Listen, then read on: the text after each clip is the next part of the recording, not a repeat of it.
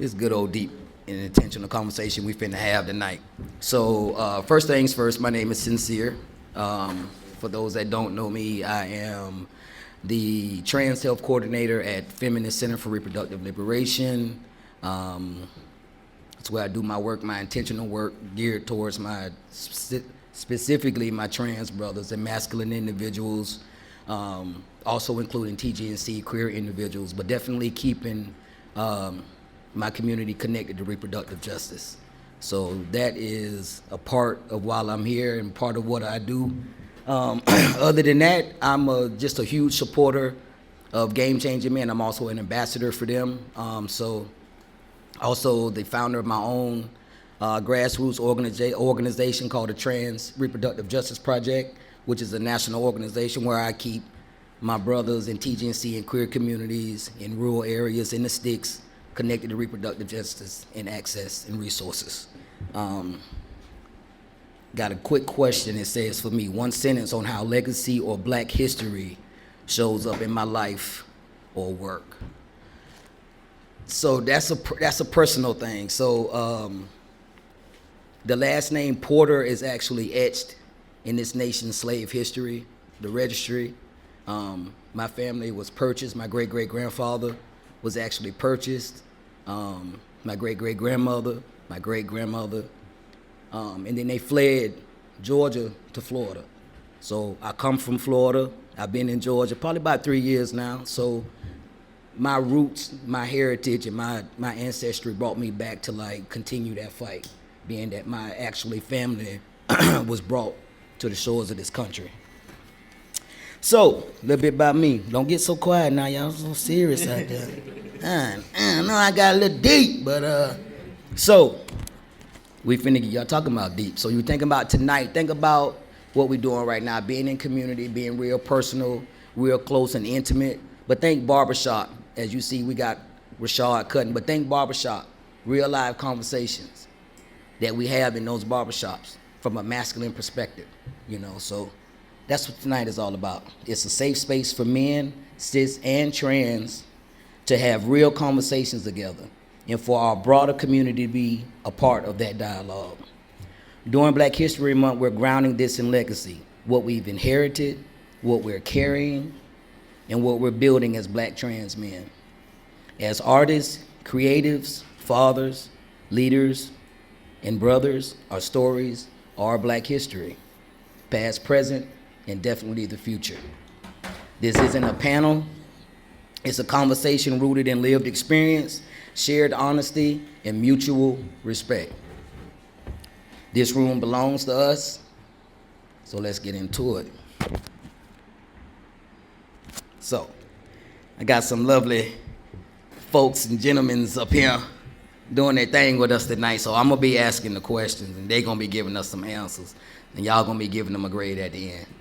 I'm playing. I'm playing. I got everybody like, what? Yeah, you thought it was a test. I woke you up. You're like in class.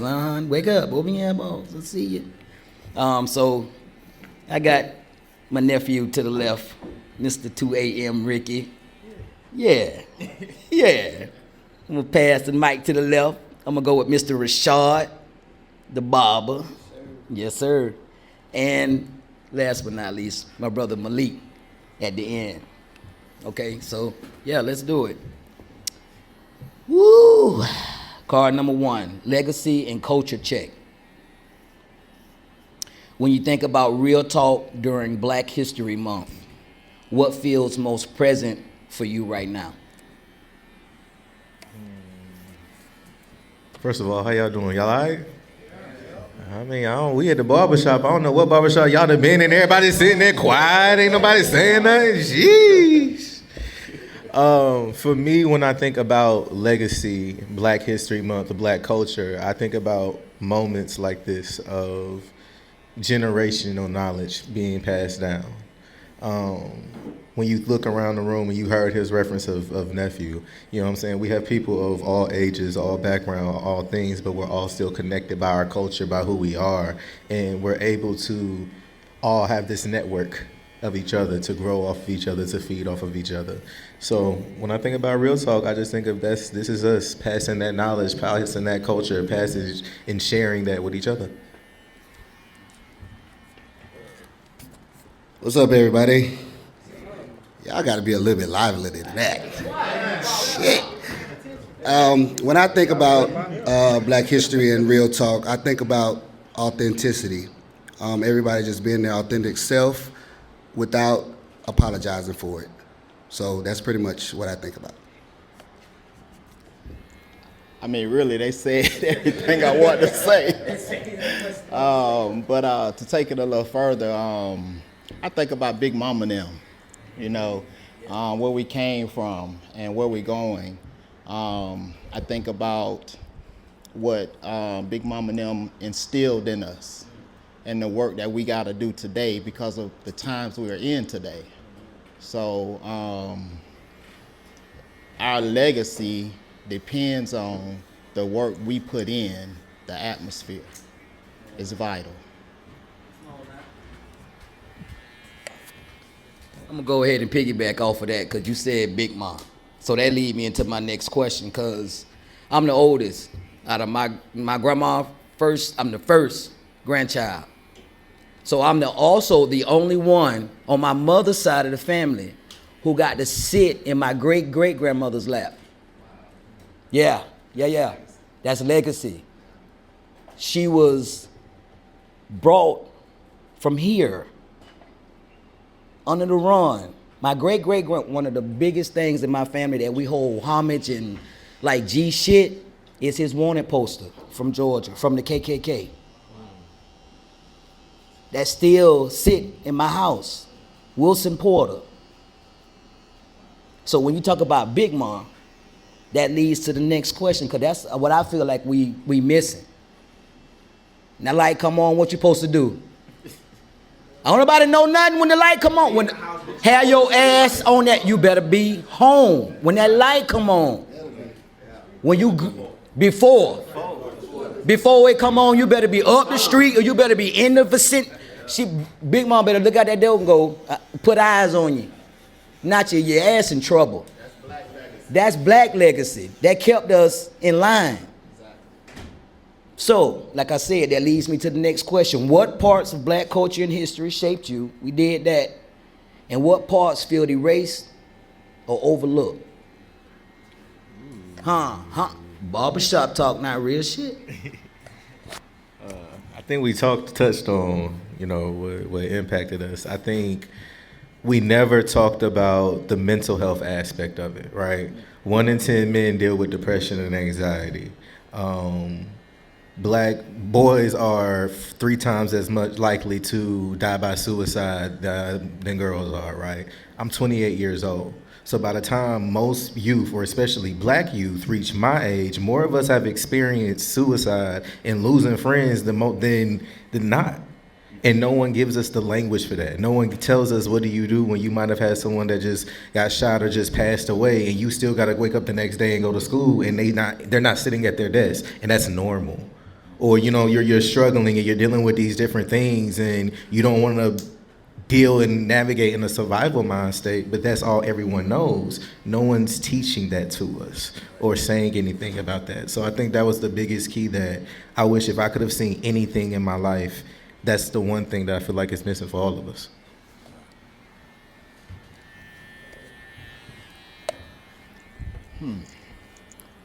What's erased? I want to go to that.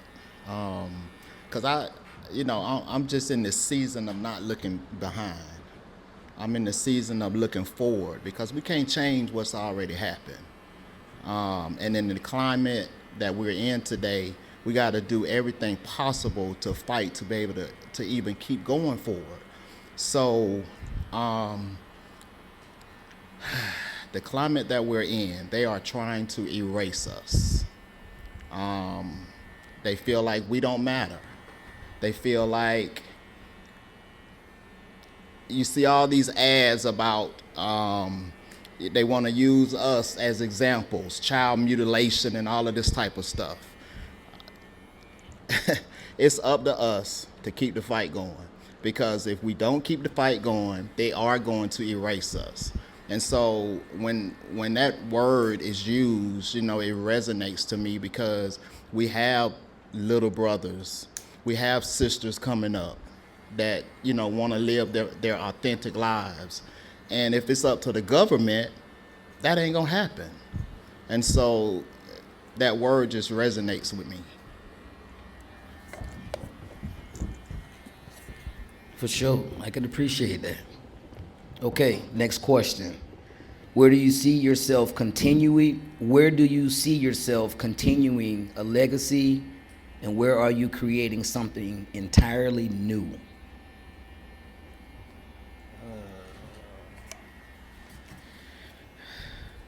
I think that, for one, for myself and even some, people on the stage, people I'm seeing in the room, I think showing up every day and being who we are and how we're navigating is creating a legacy, because there is no one who can give us a blueprint of how do you show up and do these things. There is no blueprint of how do you navigate the different entities and industries that we're all going through and navigating in.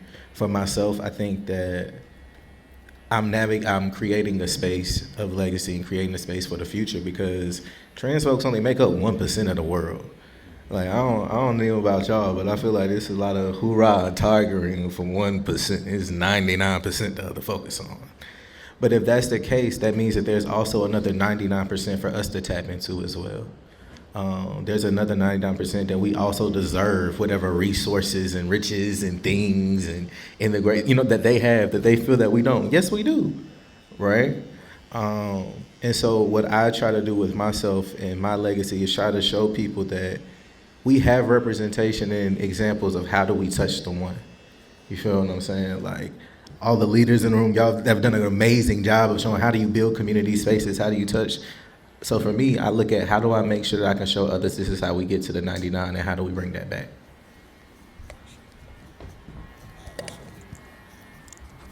So for me, my legacy started when I created the House of Santiago.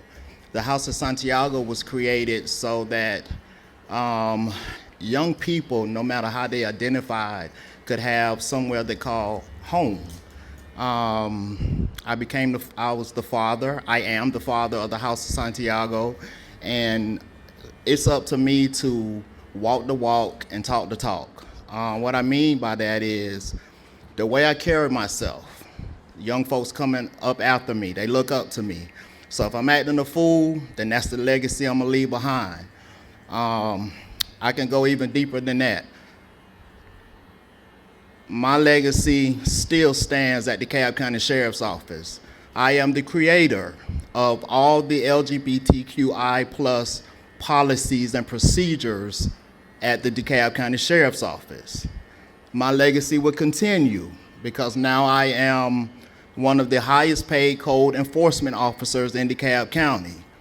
My legacy will continue because I will create and implement LGBTQ plus I policies at DeKalb County Code Enforcement. So it's all about doing what you can do.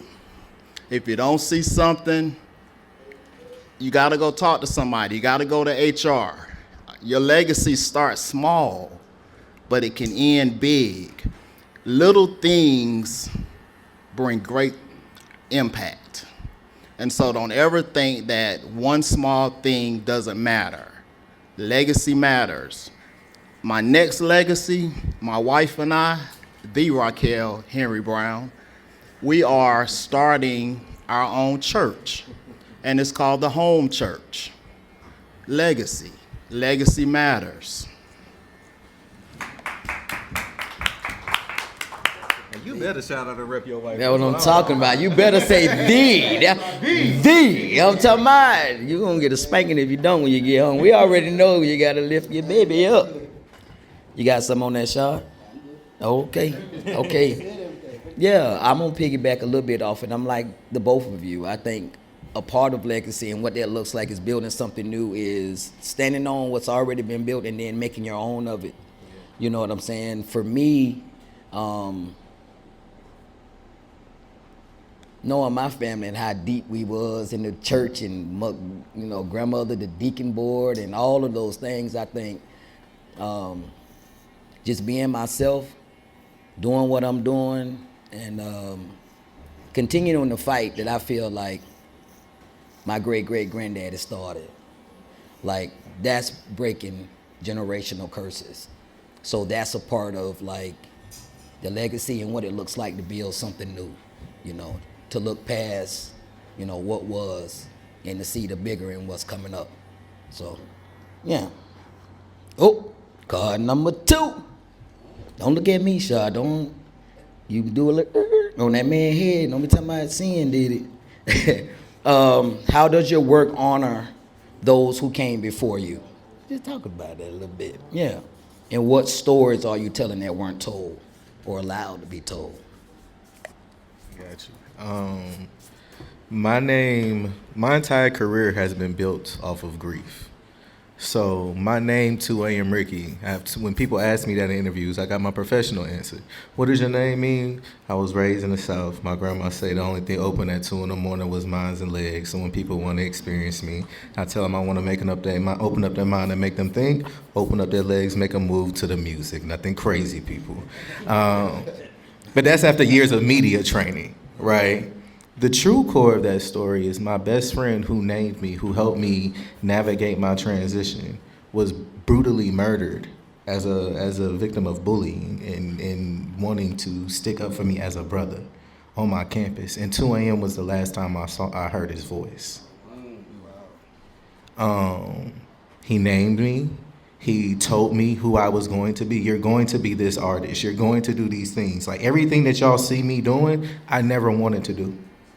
I never wanted to do it. If you told me that I was going to be on stage talking to all of y'all, I would tell you, no, I don't. I don't like talking. I don't like being in front of people. Like, that wasn't it. So everything that I do is a legacy of what I had my brother manifest into me and tell me verbatim, and then I lost him.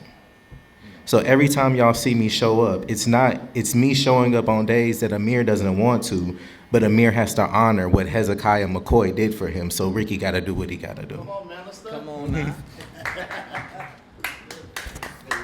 I'll take it after you.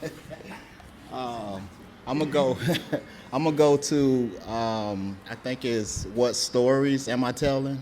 What stories are you telling that weren't told or weren't allowed before? So I'm gonna just leave it at Transworld Atlanta.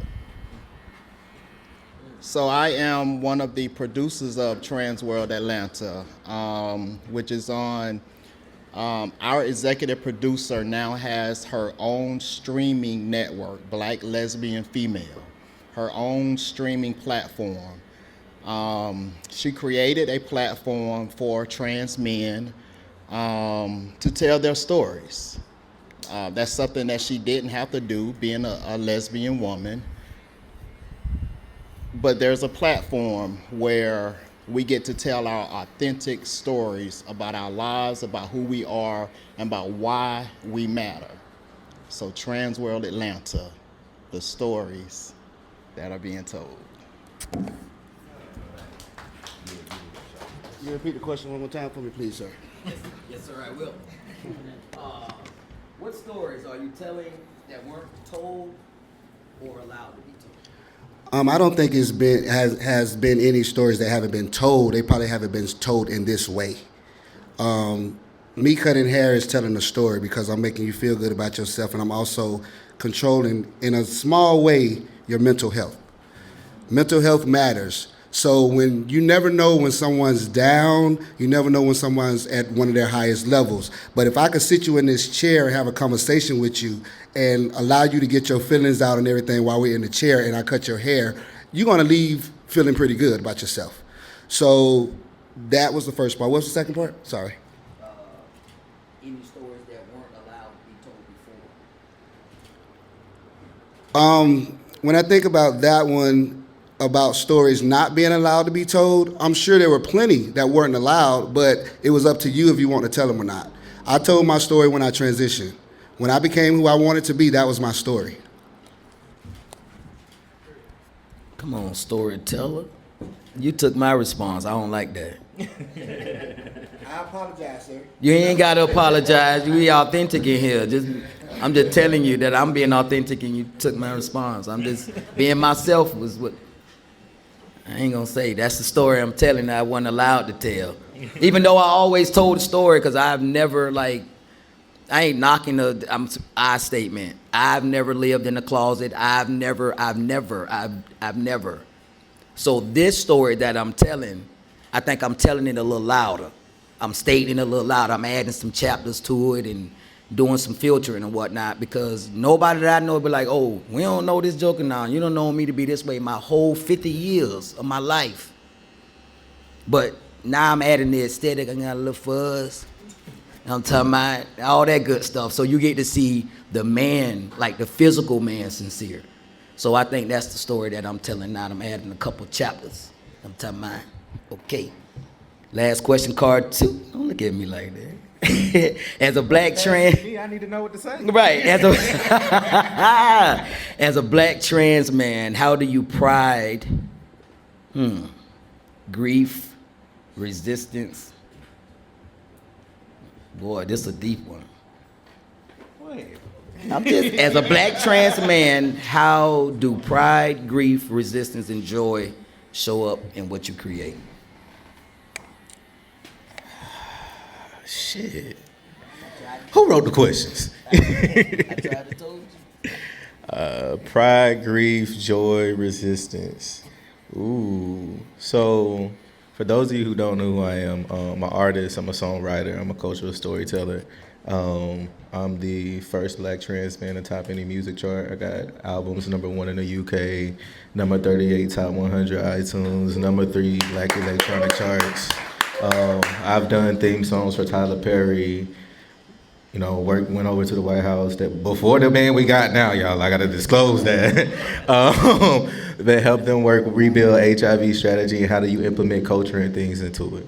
And I think in all of those things, I call those who support me the lonely because I feel like we're all lonely somewhere. It's just who is being honest enough to want to be real enough to identify that. And I think that being able to build a platform off of grief and showing people how do you use it as a form of resistance to bring joy is an art. So I try to do it myself, but I also try to show others how to do it as well. I have the Move initiative where we bring different resources to different BIPOC creatives, but we also have new things that we're implementing, like we have the Don't Forget the Youth program where we're going into youth juvenile systems and bringing equipment and showing them how do you have conversations, and yeah, we can have music and we can cook up, but how can we really have these vulnerable conversations and really talk about the things that they're not telling us, the fact that we're going to all be one side or the other of one of these statistics. By the time we get to this point, what do we do about it? Making sure that we have a hotline. We have Don't Forget the Hotline, which is implemented with my album. And it's a number, not like a 311, but almost like an in-between. Sometimes you're not there, but what do you do right before then? Who do you call when you just need something to get off your chest? And you just need to be able to say that I did it and someone at least heard it. And so that's what we've now created and we're rolling out and building out.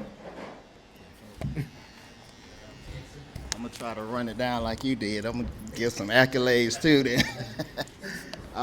So pride. I was the first ever transgender person to ever hold the title of executive protector to the 49th sheriff of DeKalb County.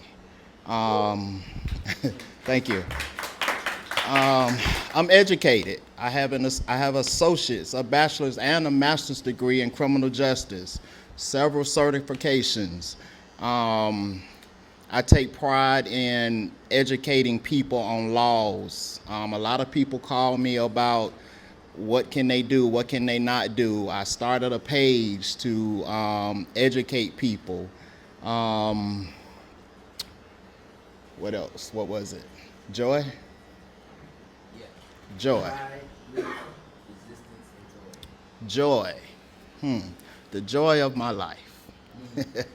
The joy of my life is my wife, Raquel Henry Brown.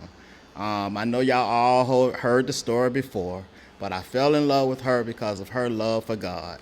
And because of that, I've become closer to God.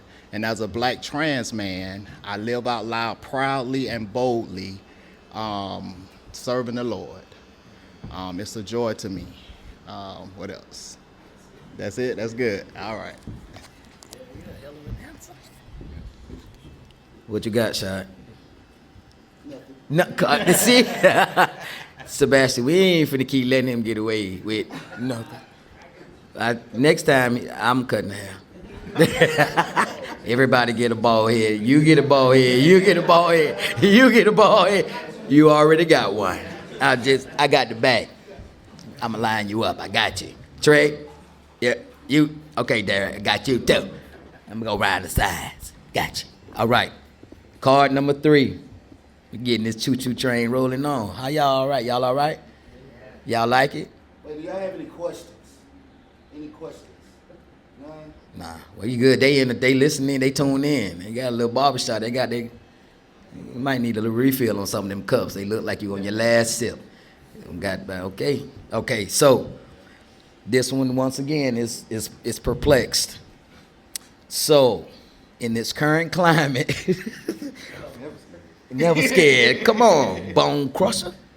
In this current climate, as visible trans men who are artists, creatives, fathers. Stop! Like, wait a minute. This all of the areas that we are able to navigate in, leaders, husbands, all of those things. What feels heaviest to carry? What do you feel pressure to represent or shrink? And how are you protecting your peace while doing so? This is a 3-part question. I said it's a big one. I'm going to pass the card around so you can look at it a little bit. Break it down for part by part. Break it down. See, now y'all want to question the questionnaire. Ain't that the only question? The man is asking the questions. This is what black people do. Yeah, I got answer. I got time. They're going to ask the person to ask the question and make questions. It's going to be lollipop figurines and everything by the time you get down there, ain't it? I'm gonna summarize it. So in this work that we're doing, it's heavy, and we know that we face the heavy restraint of like burnout, and we carry things from the people that we help. You know what I'm saying? Whether that's intentionally or unintentionally, advertently or inadvertently. We go home, we heavy. We have all these things, but when we get home, we have a wife. We may have children at home. We still got ourselves. We got pets. We got all of these things that we still have to deal with being who we are. How do you protect your peace in doing that? Inside of all of that work, where do you find yourself as a man and say, I don't have no time for nobody. This is my time. This is me. You wanted me to break it down. Now you want me to rush you there. You ain't gonna flex no damn muscles there. Make sure. Okay. I'm gonna pass it. I forgot. Go to Shaw first, because he done missed it. Yeah. See how they do me? But anyway, how do I what? Okay. First of all, in the work that you do, Oh, how I protect my peace. what feels the heaviest to carry, and how do you protect So I don't allow myself to carry anything too heavy at all. I protect my peace at all costs. I will literally walk away from it if it's going to hinder or interfere with my mental. I get a joy out of doing what I'm doing right now. So what else? Where do you feel pressure to represent or shrink? I don't feel pressured. I say it again. I mean, this is how we talk in the barbershop. We be like, repeat yourself. I mean, but seriously, I protect my peace at all costs. So I really probably can't answer that question like some others would. I don't allow things to really get to me in that way because I know mental health is real. And we have people dying and killing themselves and doing all types of things because their mental or somebody have put a heavy burden on them that don't need to be put on them. And yeah, it gets rough. Wait. So don't leave it back yet. Because I think we really like that, right? But what did it take for you to get to that place? Because it's really good now, right? So before transitioning, guys, I was the hottest head out there. Like, I will fight, I will do whatever. I was never the type to talk about anything.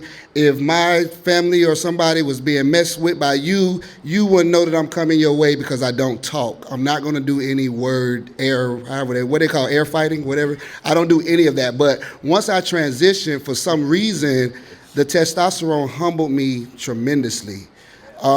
Even though most will say that it gives them a rage or they be more aggressive, but for me, I'm so humble and laid back and chill. And I don't know if it's the shot or me just love being in the gym, but that's pretty much, you know, how I am. And I don't allow the unnecessary. And plus, I'm getting older. I do not allow the unnecessary to get to me. Yeah, that's good. How I protect my peace, I just try to avoid mess. I've cut off a lot of people. I don't go to the places I used to go. I don't hang with the people I used to hang with. And I'm all right with that, because if I'm not well, then you ain't gonna be well, because I'm gonna give you hell. And so it's important to talk to a therapist. A lot of times black people, especially black men, don't like to talk to therapists. I talk to my therapist regularly. I need her. She is. So I want to talk about that because I never thought about talking to a therapist before. I don't know what it would be like to go to somebody and be like, just give them all of my information. Yeah. And they get to. Unbiased. It's very unbiased, but what are they going to give me their unbiased opinion? Yeah. Yeah. That's right. If you get a good therapist, she or he is going to help you. I know some people be like, oh, I got to leave my therapist, and I be like, shit, you just made me not want to go to one. But that's because it didn't work for them. That particular therapist didn't work for them. That doesn't mean it's not going to work for you. Right. Because as strong as I am, and I feel like I'm a very strong person, I need this therapist. And this therapist has been good to me. Alongside my wife, this therapist has been good to me. So that I think it's important. It goes back to mental health. We as black men, especially black trans men, people don't understand the things that we go through as trans men. You know, we get all this, oh, they just want to change, they just want to be men, they just want to do this. It's not like that. We go through mental struggles. Again, as strong as I am, I get depressed. There are times when I have sat in the chair and couldn't move because a ton of bricks sat down on me. I deal with OCD, like literally, well, everybody probably know if they ever been around me. I deal with OCD so terribly that I could come in the house and my mind would tell me that I don't want to see none of the stuff that belong on the counter. So much so I start cleaning up like terribly. Like I want to just put everything under the sink. And if I don't get it right, I can't go to sleep. I might start crying, like everything. My wife had to pray for me. So mental health is real, and it's elevated when you are on testosterone. And so that's why also, again, it's important to have a therapist or have somebody that you can talk to, because you gotta be able to maneuver through it.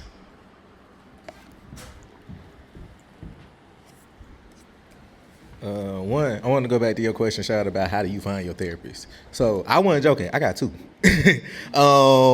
But I did that because, for one, it's almost like finding friends, right? You might find somebody and they don't fit, but they don't fit not because they're a bad therapist, but they can't talk to you the way you need to.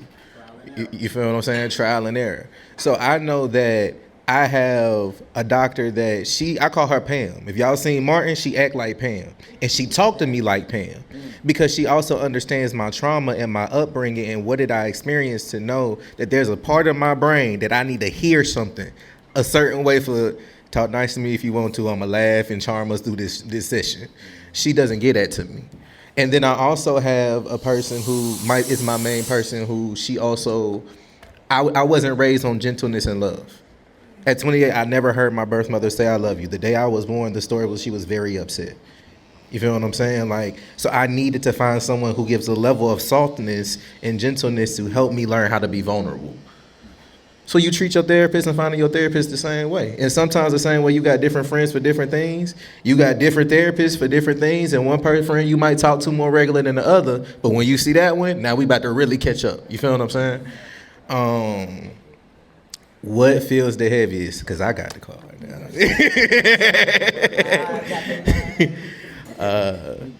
I think that the answers that they gave were great, but I agree with you. It's different because they're older and they have more experience and maturity to say, hey, this is, how we get to this point. I'm in my 20s, so I'm still figuring it out.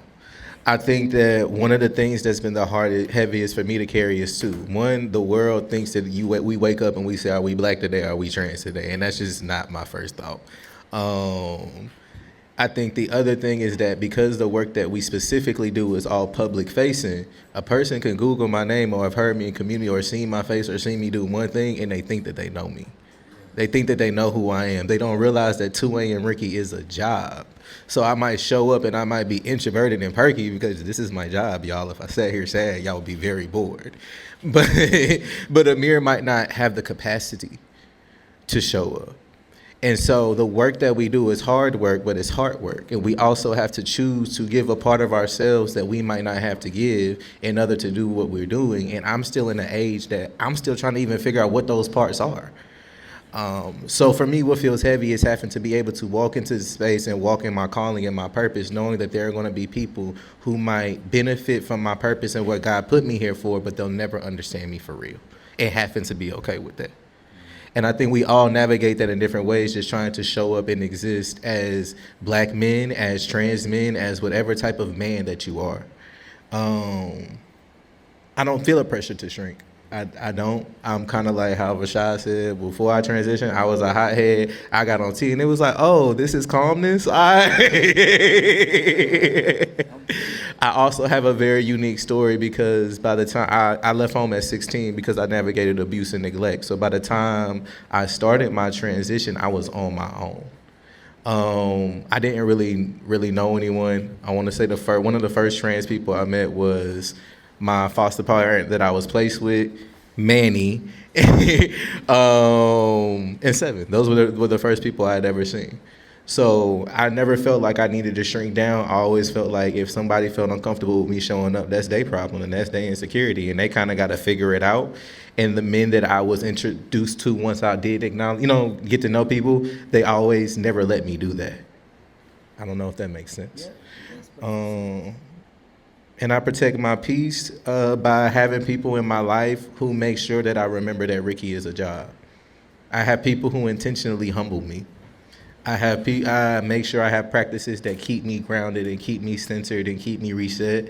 And I know when it's time to show up, I'm aware enough and take care of my mental health and my therapy to say, okay, if this is gonna trigger Amir, when you get in this room, you don't do this.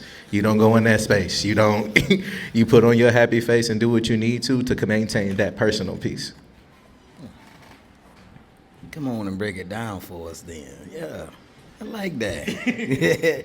I'm just saying I like y'all perspectives. That's, you got 3 different, like, cool-ass perspectives of what protecting your peace is and how you navigate through the struggles and through everyday life and what we face, and not understand, like you said, people don't really understand. They see us like we some kind of superheroes or something, or like you said, they just did this to be men. No, if your part makes you, we were just talking about this, you're not born one. You become one. You didn't pop out, hi, I'm a man. No, you got to become whatever that looks like. You still got to become, and it's not just for men. That's for women too. You're not born a woman. You grow into whatever that womanhood looks like for you. So what we not transitioning to be, no, that's not why I transitioned. I knew, what it was. So a part of me protecting my peace is the last couple years has been comfortable with saying no. Because I say yes a lot. That's attached to childhood trauma. Mm-hmm. Being the father in my mother's home. I'm the oldest. So my mother was 15 and my mother was 30 and I was 15. And she had 3 kids. So how I am, If you're sad, I'm gonna be there to try to fix something. If you, that's a thing. So for me, for the last 2 years, if I was talking about old Porter, sincere OG, whatever capacity you know me as, if I had to tell you no, that shit hurt my feelings. It made me feel some kind of way, like, man, I regretted it. And if I had an extra 45 minutes, I'm trying to give bitch 39 of them. I'm saying, like, geez, like, for real. And I had to be like, man, you wonder why you so burnt out and so tired and so, it's okay. If you don't want to do it, that's fine, say no. So that's a part of me keeping my peace. This some real, question 4 is real barber talk shit right here. This real. It is. That there is a place for you in church or organized religion. If so, have you had any struggles and what have they been? Hey, I don't know about y'all, but Jesus is a homie of mine. So, no, I'm active in church. I've worked with churches to build out their youth ministries and their youth development programs. I've worked with like Belong Church, I work with Change Church and stuff like that. Most of my kids were middle and high school, but I'm just now going to the babies because I need a break from the kids to know how to talk jump back to me.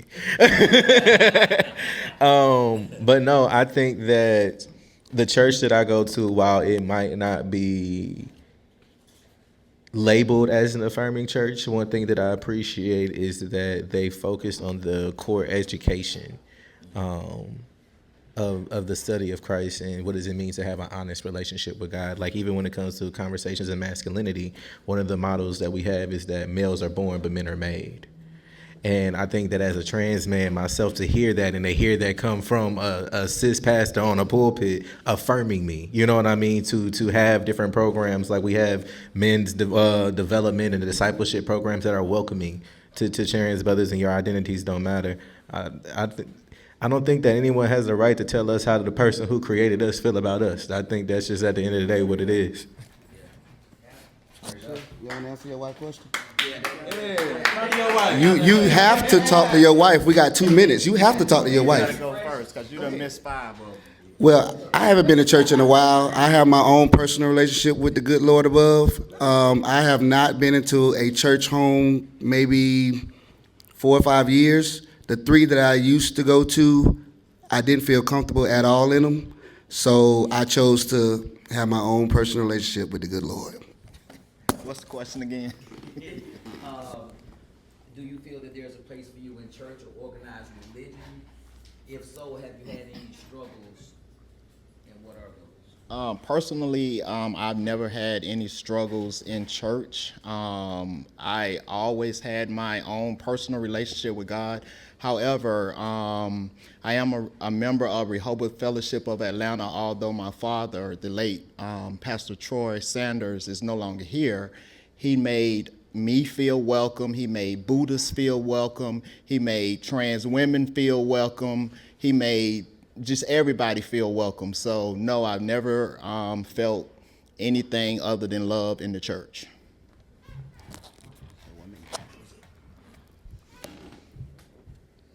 One more question? One person? Okay. To ask this question? All right. Look at me. I get to pick the person? Oh. So, you know I'm finna give it to you. You only ask one question, answer one, and that's the one you ask. How often does internalized transphobia come up for you, and what has been a working strategy for you in those moments?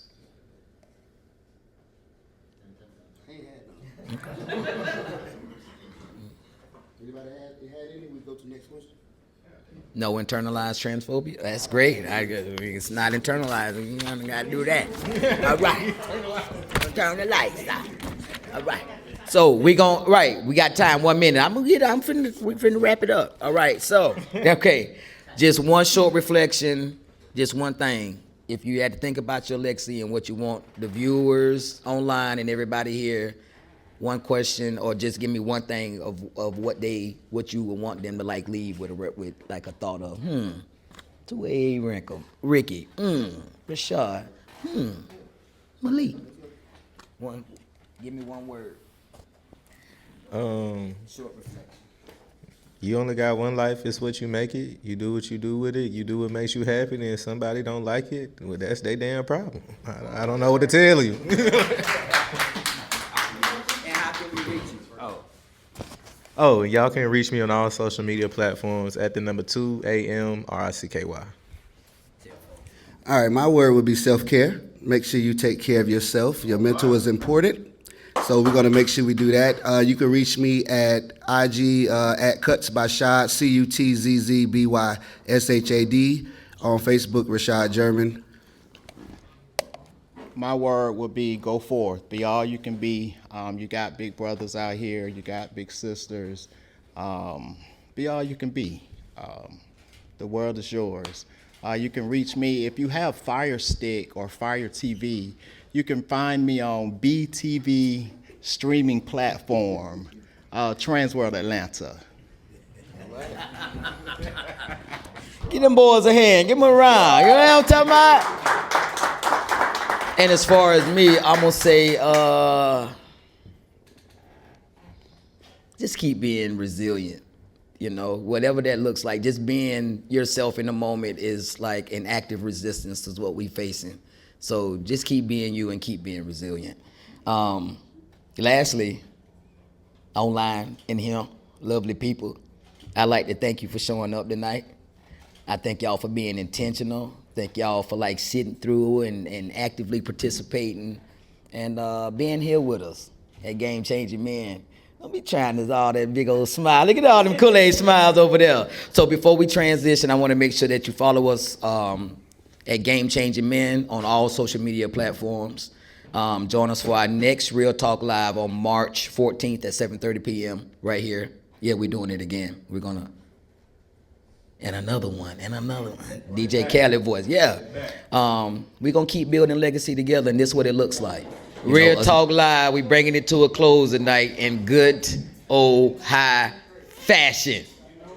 Y'all bring up here to this stage my goddamn nephew, 2 a.m. Ricky, baby.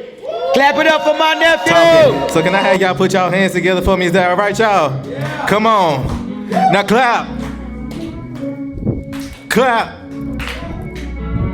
Clap. Yeah, some old spirits, I've been here before. Some pretty women, bad decisions to even the score. But if you loving from a distance, it ease when you pour. And heavy breathing when she needing relief from the source. It go, some old spirits, I've been here before. Some pretty women, bad decisions to even the score. But if you loving from a distance, it ease when you pour. And heavy breathing when she needing relief from the... Her demons, they roar. Demons speeding the Porsche. Burning leaves of the finest green, but she's fiend when she's scorned. All I'm needing is time and reason to ease broken hearts. And false belief and leave you grieving over broken thoughts. She was pretty bad, y'all. So then they took me to phase when I moved to ATL, and I got a few more, okay? The finest women got the tempting on me. Them penny thoughts of all they lost, I hope she spent it on me. I hit her Paris, cause apparently she feed my lonely. Her feed me lines of drunken nights and how she meets the old me. And with Shanice, yeah, she a leap about see baby sitting to blow my burners. And if I love her, will we battle earnest? But I provide when she required, cause she well deserving. But when I stroke, I think of, and if we purged our purpose. Some old spirits, I've been here before. Some pretty women, bad decisions to even the score. And if you loving from a distance, it ease when you pour. ATL, let me see y'all put your hands on it. Come on. Some old spirits, I've been here before. Some pretty women, bad decisions to... And if you loving from a distance, it ease when you pour. And heavy breathing when she needing relief from the source. Make sure y'all go get her song off and listen if you're lonely. Shout out to Game Changing Men.